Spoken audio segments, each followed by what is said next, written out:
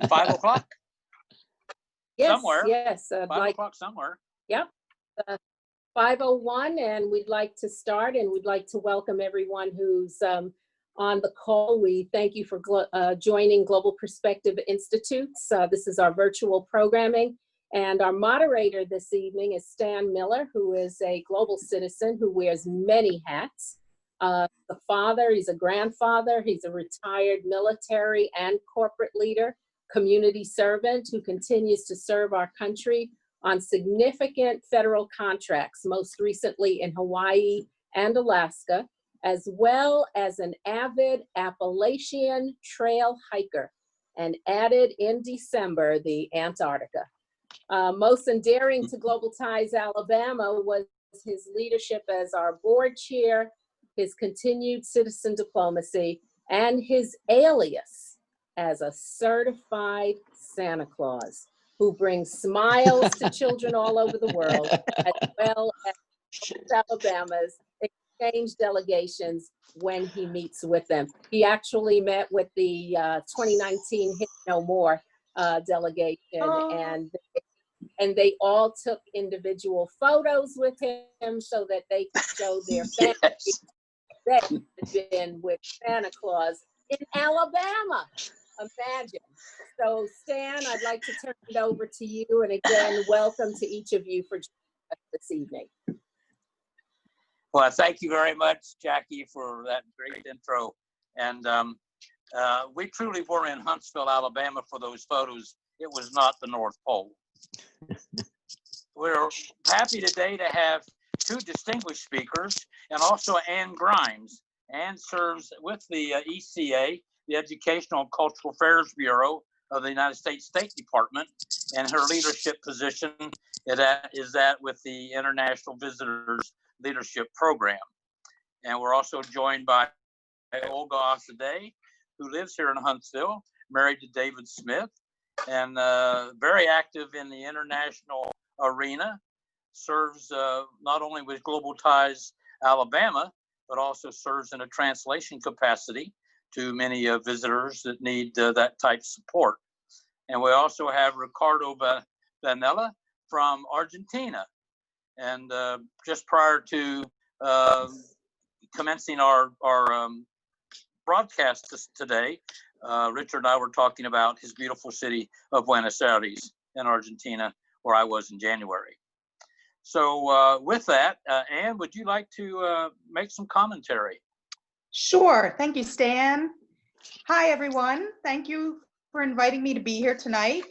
I'm Ann Grimes, and I am currently Director of the Office of International Visitors with OIV in the Department of State's Bureau of Educational and Cultural Affairs, ECA. We do love our acronyms in the government. I'm a career member of the Senior Foreign Service, and I will be celebrating my 30th anniversary in the Foreign Service in 5 days on May 17th. Wow. I've served in Madagascar, in Indonesia twice, Burkina Faso, India twice, and my most recent overseas posting was Beijing, China. I'm a public diplomacy officer, which means that we concentrate on people-to-people diplomacy in contrast to the government-to-government relations you may normally associate with the Department of State diplomacy. I've been with the Office of International Visitors since September 2018, and I think I have the best job in the State Department. As the director of OIV, I lead a team of approximately 80 superb staff who are responsible for the oversight and implementation of the International Visitor Leadership Program, fondly known as IVLP. The IVLP is the US government's oldest exchange program and is our flagship professional exchange program. Through short-term visits to the United States, current and emerging foreign leaders in a variety of fields experience this country firsthand and cultivate lasting relationships with their American counterparts. In normal years, we bring about 5,000 participants each year, mainly in group projects. The IVLP is unique in that no one can apply for the program. Participants must be nominated by American officers at our embassies and consulates around the world. It's also one of the very few exchanges where English language is not required.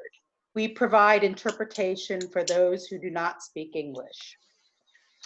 Our program staff in Washington decide on a specific travel itinerary for each IVLP group, and that itinerary includes large and small cities. This enables us to showcase the diversity of our country. In fact, we are required by law to be balanced and representative of the diversity of American political, social, and cultural life. That's a quote from the Fulbright-Hays Act, which we operate under. Working with our national program agencies based in DC and with Global Ties US and its network across the US, we arrange meetings that reflect participants' professional interests and support our US foreign policy goals. And Global Ties Alabama is a very important part of that network for us. As I mentioned, IVLP is the US government's oldest exchange program. We started in 1940. So this year, 2020, we're celebrating our 80th anniversary. In those 80 years, we've brought hundreds of thousands of participants. We have over 225,000 alumni across the globe. In January, we had 2 launch events for 80th anniversary, one for the Department of State and diplomatic community at the National Museum of American Diplomacy, and one at the Global Ties US National Meeting for our network. We've identified 80 faces of exchange. These are alumni who've gone back to their home countries and made a significant contribution based on their IVLP experience. We're revealing the 80 throughout the year, not all at once, so there's a little bit of secrecy there. And you can read about them on our website, which is eca.state.gov/faces of exchange. The first 2 we revealed were Margaret Thatcher, the former Prime Minister of the UK, and Jacinda Ardern, the current Prime Minister of New Zealand. Not all of the faces will be current or former heads of state, but they all have fascinating stories and paint a vivid picture of the IVLP and its impact across the world. To know more, please go to the website and check it out. Finally, I would like to thank all of you who have supported the IVLP by meeting with participants in your workplaces, in your homes, and at community events.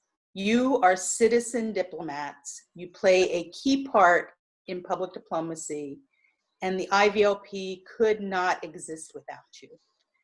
To those of you who are new to IVLP, I hope I've whetted your interest and that you become involved. Everyone is welcome and can contribute in some way. And after I think we're going to take some questions later, and I'll be happy to answer any questions you have. And thanks again for inviting me to be here. Well, Anne, thank you very much. You certainly have an extensive and diverse and enviable career. I've worked with State Department officials over the years, and have always known them to be of the utmost capability. Really some great people. So we're very fortunate to have your leadership in this extremely important program. You know, before we kind of get off and talk to Olga and Ricardo, you know, the world right now seems to be a little upside down with this coronavirus.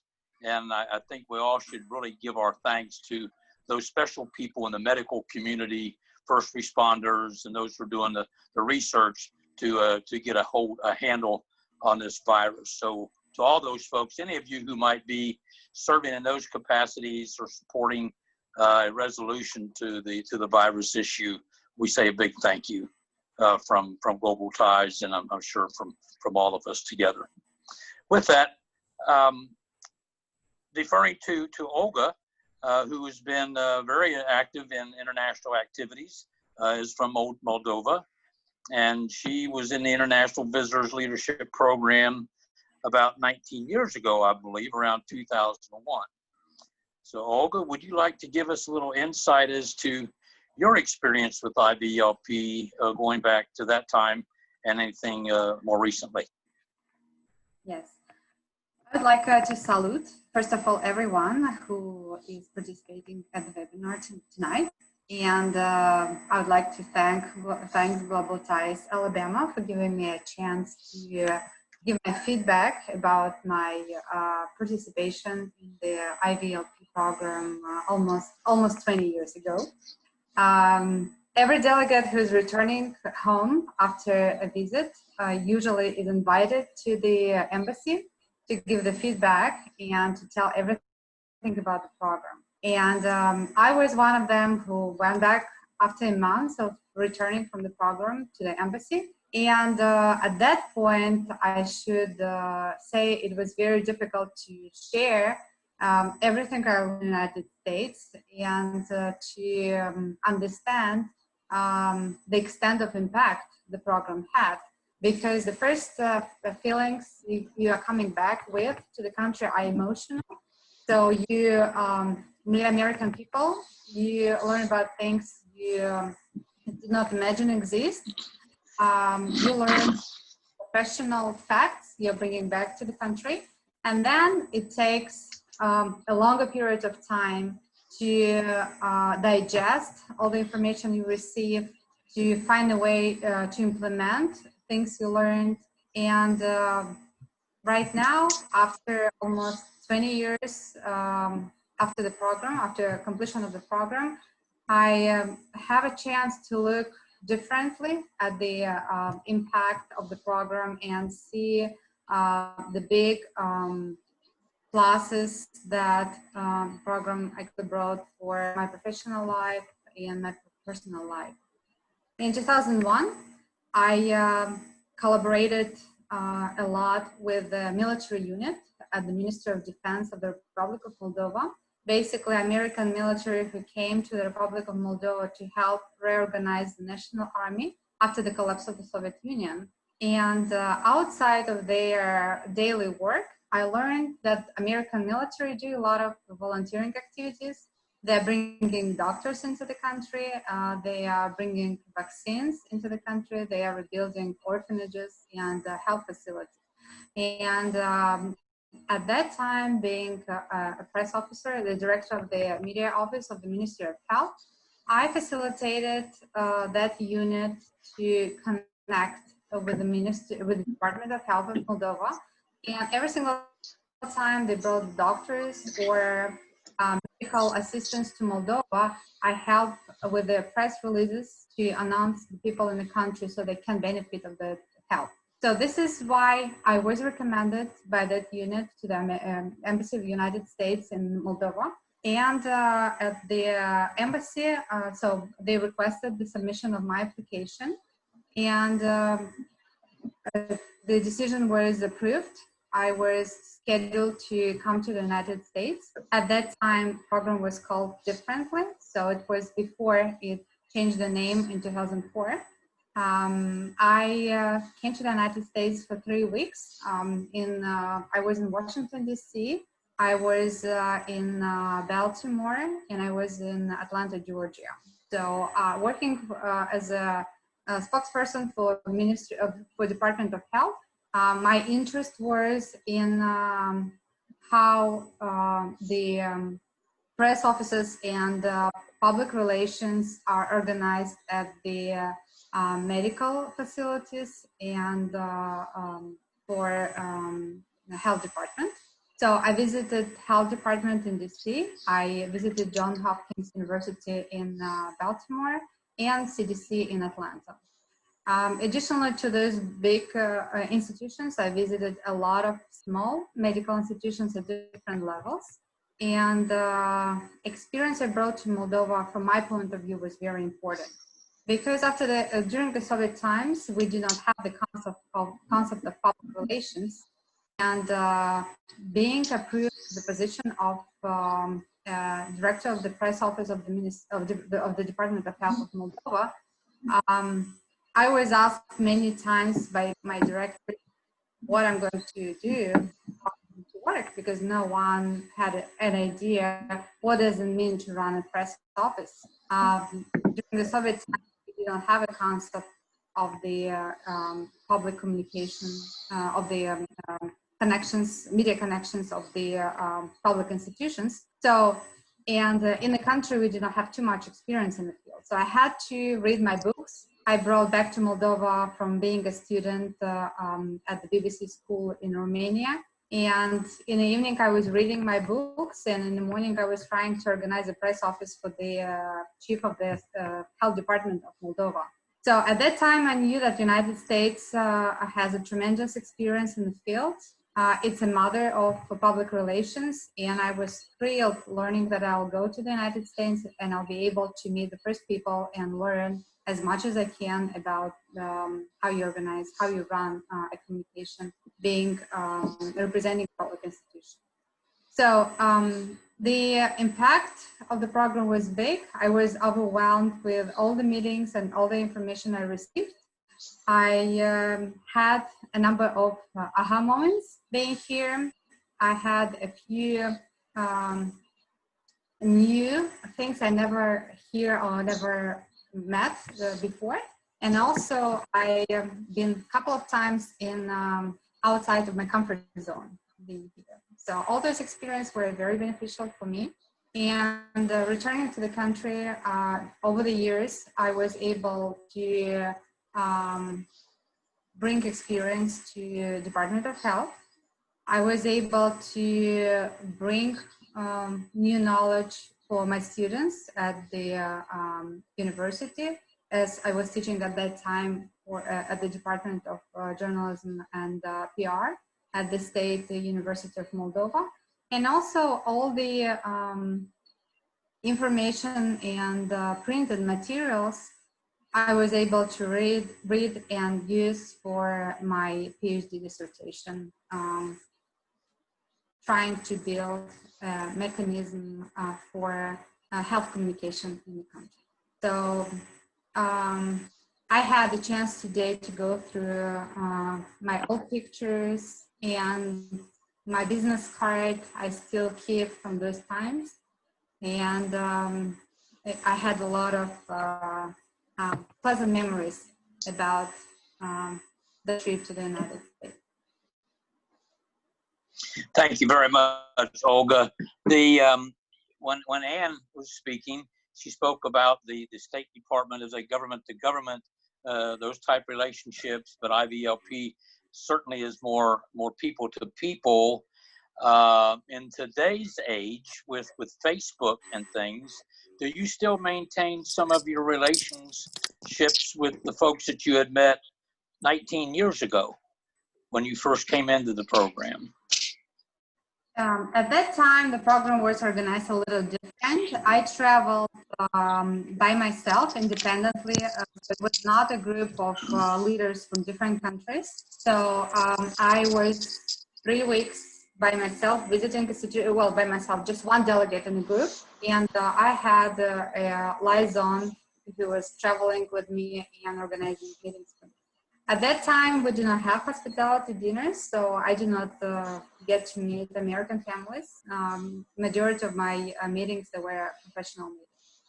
So I have cards from those times, and I got in touch with a few people I met during my trip because I needed additional information for the dissertation and for my classes with my students. But at this point, I do not have any connection. 20 years passed. I know in my travels, that's one of the things that I like to do is to develop those networks and relationships and then maintain them. And of course, Facebook facilitates that very well. Thank you very much. A tremendous response and input.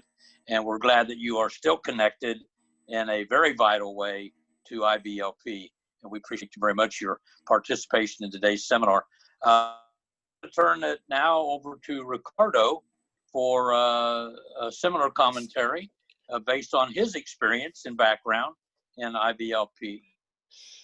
Well, first of all, thank you, Stan, and thank you, Jackie. Thank you the whole team of Global Ties Alabama, and especially a big thanks to Anne Grimes representing the State Department. I think the State Department Office of International Visitors, which dedicates, I mean, its best efforts to strengthen global comprehension, plays a crucial role in nowadays world. Always, but today especially, in a special way. I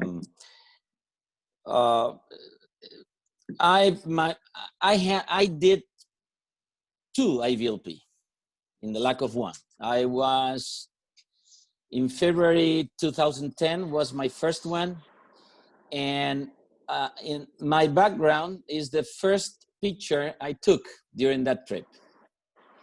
And you can see, you know, you can see there's some snow. Snow. And yeah, and it was very cold, and snowy. And I did as Olga, and Olga, just I would like to congratulate you. You really, I love the story you have, and thank you very much. I mean, it's incredible to see all the fellows IVLP all over the world. And as I was saying, I did my first IVLP on international trade, globalization, international trade. I did DC, San Francisco, Cleveland, and then Miami. And then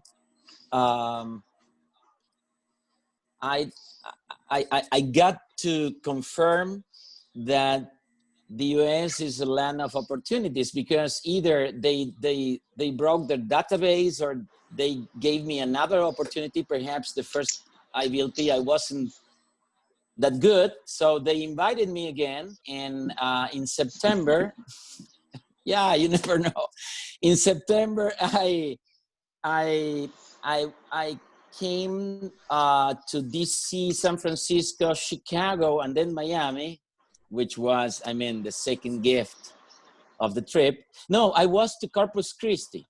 We went to Corpus Christi. It was a multi-regional. The first one was just regional program. The second one was multi-regional. I think we were a huge number of participants. I think we were 67 perhaps. I mean, Wow. really from all over the world, something huge, super experienced both. And we went to Corpus Christi as well in Texas. And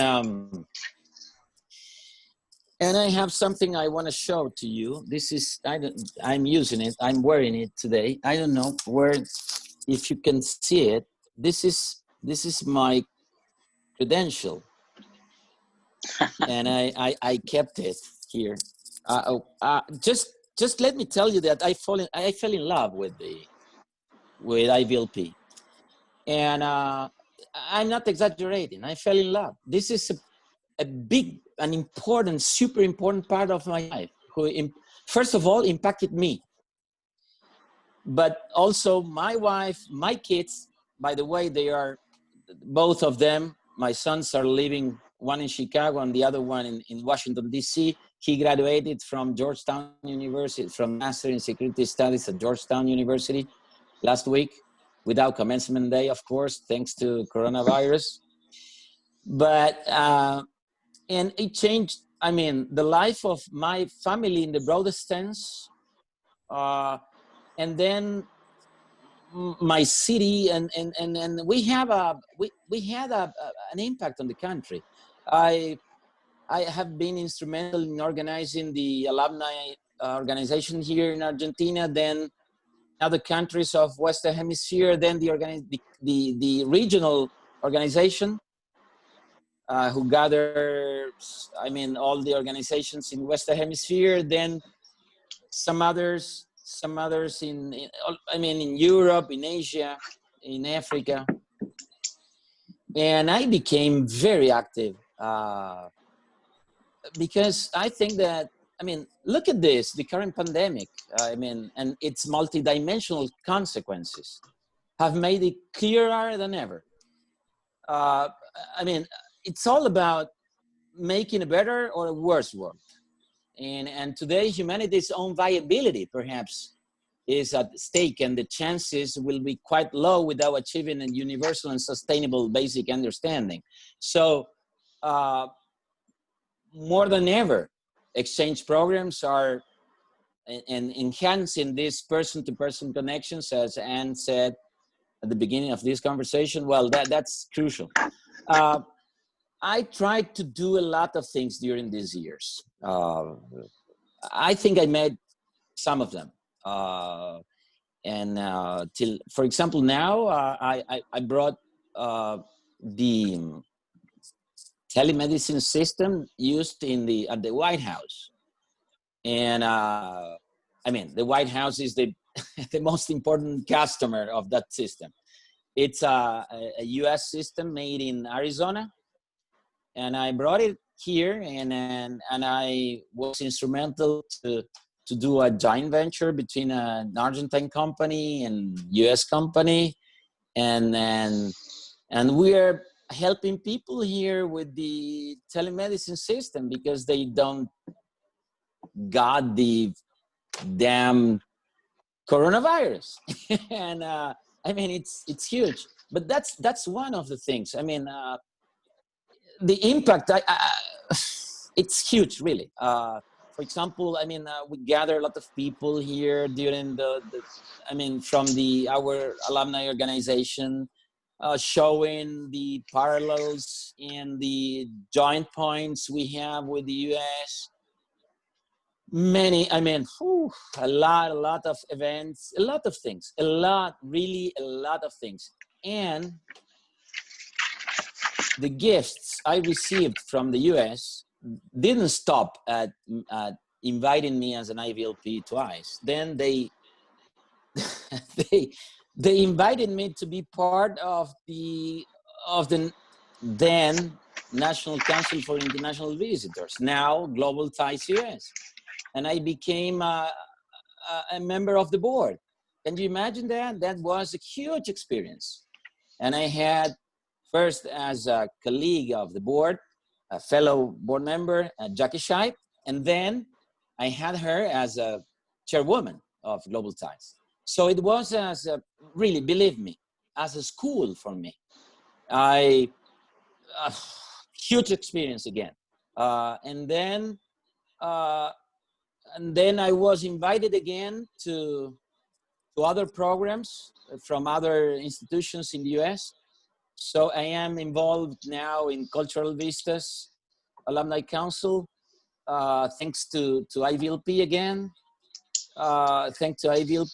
So this is a non-stop story, and I just love it. I mean, this is incredible, amazing. And I think, Anne, you are doing a crucial work, a crucial job today. Because, as I said, you know, we, Olga and I, because you are the providers, but we are the products in a certain extent. We are the outcome. And Olga, you can correct me. We know that as IVLP alumni, we are qualified witnesses that we can affirm that through international exchange programs, to a large extent, the others are no longer others. They become ourselves. And I mean, there's no mean to think about how to discuss and to analyze how big is the impact of this. I mean, the IVLP, as Anne said, is a flagship program, but I mean, there are a lot of them. But of course, IVLP is the most important, and I have no words just to summarize and to finish here. I don't want to bother you, but I don't have words to express my gratitude and to explain that this is a sort of ajar door that if you want, you can go, you can get a lot of other doors to open. And And if I were asked to summarize this in one word, I just can say thanks.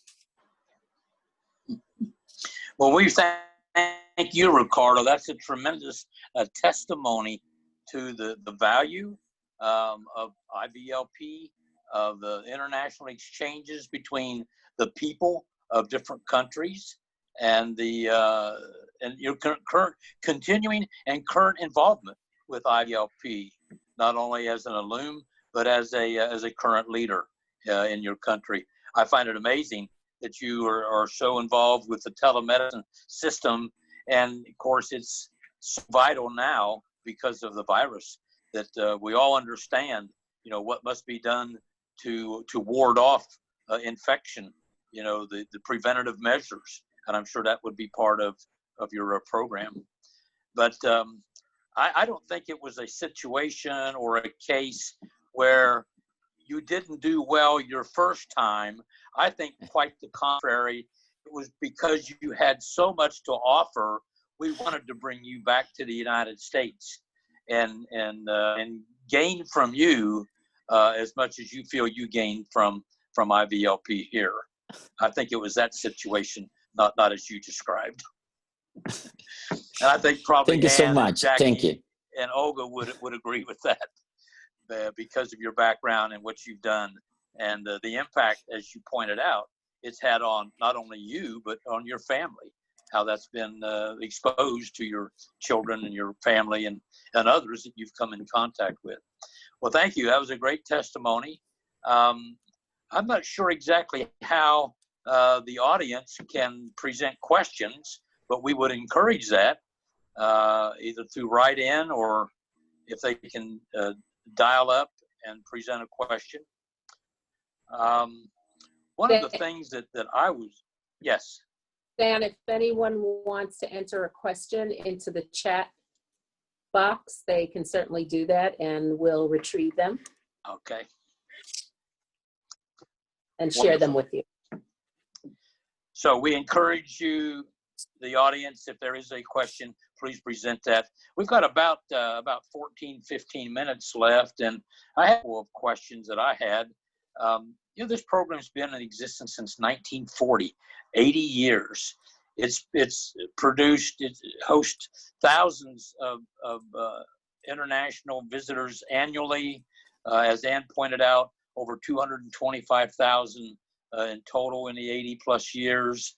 I believe in researching, there are more than 500 heads of state, of chief of countries and organizations that have graduated from the program and have gone back to their native lands and promoted IVLP. But outside of our circles, outside of our immediate reach, how really well known is IVLP? Is there a program for advertising, promoting, marketing, its value that the general citizens in each country and even here in the United States are become aware of? And do you have any insight to that, or it's the other certainly well participants? known in diplomatic circles, amongst American diplomats in particular. As I said, American officers overseas have to nominate the participants. People cannot self-nominate. And everybody from first-year Foreign Service officers up to ambassadors rave about the program and how it's one of the best tools in the public diplomacy toolkit. It's less well known in the United States, I think, in general, although maybe Jackie could address that. We try to raise awareness about it across the United States.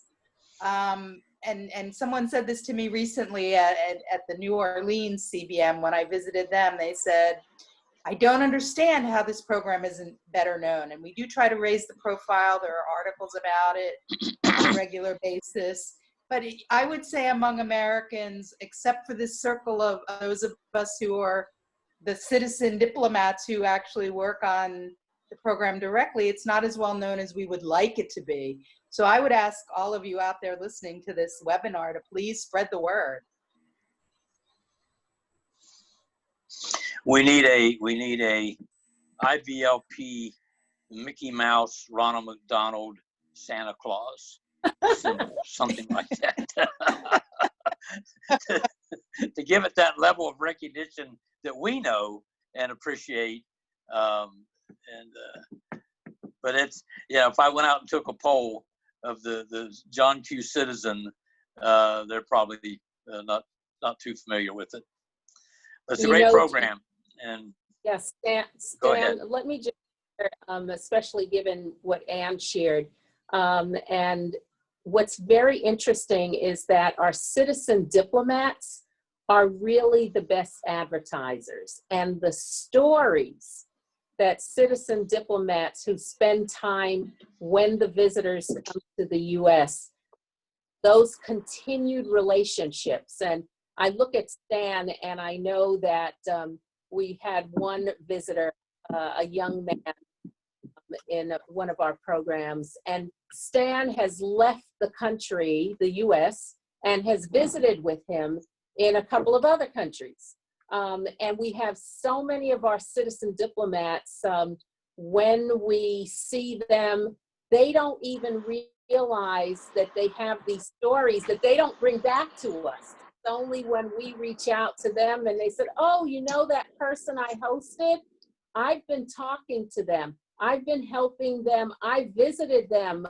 Our another past president, Drew Reynolds, he went to visit with, and forgive me, Ricardo, because he was in Argentina and he visited with a delegation member who had been here in Alabama. So don't have the brand recognition that we'd love to, but the stories that people have as a result of their involvement, either hosting or visiting the US, is phenomenal.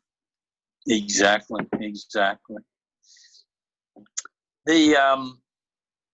Did I see a question come up on the chat line? Yeah, maybe from Annette? Yes, do you see it? Could you share? I don't see it. It just showed quickly and then disappeared. We'll get that back. We have it here. I would have a question. Okay. Please, Ricardo. Let's just get to the one that came through chat and then Ricardo. Ann Grimes, could you please share any anticipated changes in the IVLP for the near future?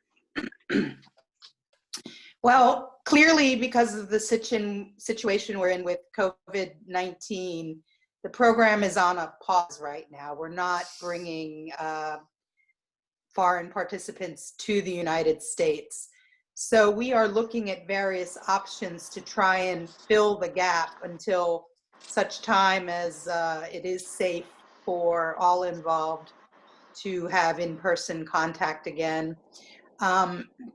One of the things that happened when borders and borders started closing and flights started getting canceled so quickly was we had to turn around about 300 participants who were here in the United States at the time and get them home just as quickly as we could before people got locked out. And unfortunately, we had a few people locked out that we had to take care of here in the US for a while. So the way we started working on virtual programs is some of those folks who had actually gotten here and started their program and met their fellow participants and just had to go home before their program was finished, were helping to get some of those meetings that had been set up in different communities and do them virtually. We've done, there was a group called Not Too Young to Run, which was young elected officials or young people interested in politics. And we were able to set up a virtual meeting for them with an elected official in the state of Florida and with a youth group in New Hampshire. So we're starting on virtual programming. We don't think that virtual programming can ever take the place of IVLP because it's that personal connection that really, really makes the difference. But given the situation we're in, we are looking at what can be done virtually, and probably even in the long term, we'll be looking at some kind of hybrid programming, some of the things that can be done virtually versus on the ground here in the US. Because one of the things, even Olga alluded to this, about how many meetings there were and how busy it was while the IVLPs are in the US. And maybe we can hold a couple of those meetings virtually before or after to lessen the strain on the participants while they're here. We actually have set up a working group that consists of OIV staff, our National Implementing Partners staff, and CBM representatives. And they're looking at two main things. One is, how will we start the program back up again when it's safe to do so? Because obviously, Ricardo, you mentioned being in a group of 67 people. I can't imagine even after things start to open up, that anyone would be willing to meet with a group of 67 people from around the world. It just sounds risky. So that's one of the things we're looking at. Maybe we have to keep the group smaller at first. But we have a working group set up to look at, and one of their subgroups is looking at virtual programming and how perhaps we can use virtual. It's not going to replace, as I said, but use it as part of the IVLP. So that's what we're looking at in the near term. Thank you for the question. Thank you. Thank you, Anne, very much. I think Ricardo had Okay. a question. Yeah, thank you. Well, in part, it's been already answered by Anne. Are you or anybody considering to introduce or to use some virtual reality tools to enhance this virtual experience? But because just very humbly, I think it's a good field to explore. You can do it from state in partnering with somebody like, I don't know, Google, whoever, but Microsoft, because if today virtual meetings are a bit rudimentary, and perhaps enhancing them through virtual reality, that could be strengthening the program. And I think the hybrid version, it's a good one, a very good one, with small groups, of course. We actually had a good conversation just the other day with the Smithsonian Institute about whether it would be possible, did they have virtual tours where it would be possible to have on a Zoom meeting like this, being able to show the tour, but have an actual docent also on the call so that the tour could be stopped and the participants could ask questions just as they could if they were on a real tour. So they're looking into that. Some of the other exchange programs are looking at different things also. Other exchange programs in the Bureau of Educational and Cultural Affairs. We're all doing a little different things, and we're all trying out different things, and then we all get together and say kind of what's worked and what hasn't worked as well. Technology is, I don't think I'll get in trouble for saying this, technology is not the State Department's strong point. I have to say that I've been impressed how quickly our IT folks were able to turn things around to get us onto things like Microsoft Teams and Zoom and WebEx and other platforms that we've been using during this time. I don't know if virtual reality may be a step too far. I'll have to ask people about that. There's an office in ECA called the Collaboratory, and they are kind of our experimental unit, and they've been using a lot of these tools before COVID-19 ever was dreamt of. So I'll have to ask them if they've looked into any virtual reality type experiences? I think the government has not shut down. The world has not come to a screeching halt entirely, and there has been more use and application of these media tools that are now available, the webinars such as this. And so I think this is evolving, and we may see, as you pointed out, Ann, more of these in smaller groups. And as the technology improves, so will the substance and content of programs like this. So, Ricardo, I think you've got a point very well taken, and we'll probably see more of these type of meetings in the short term. Now, long term, of course, I think we all agree we want to get back to those people to people handshakes, maybe not hugs, but those relationships. We have come to really the conclusion of our program. We wanted to keep this at about 45 minutes. We know we have a distinguished guest from Nairobi, and it's approaching 1 a.m. his time, and there may be others from around the world that I'm unaware of, and a late hour for them as well. Would anybody, Jackie, do you have anything else you'd like to comment on before we put a wrap on this? I'm just delighted that we've had those who've joined the call. Thank you very much to Ann, Olga, and Ricardo for being so responsive to our invitation. And anytime you have Sam,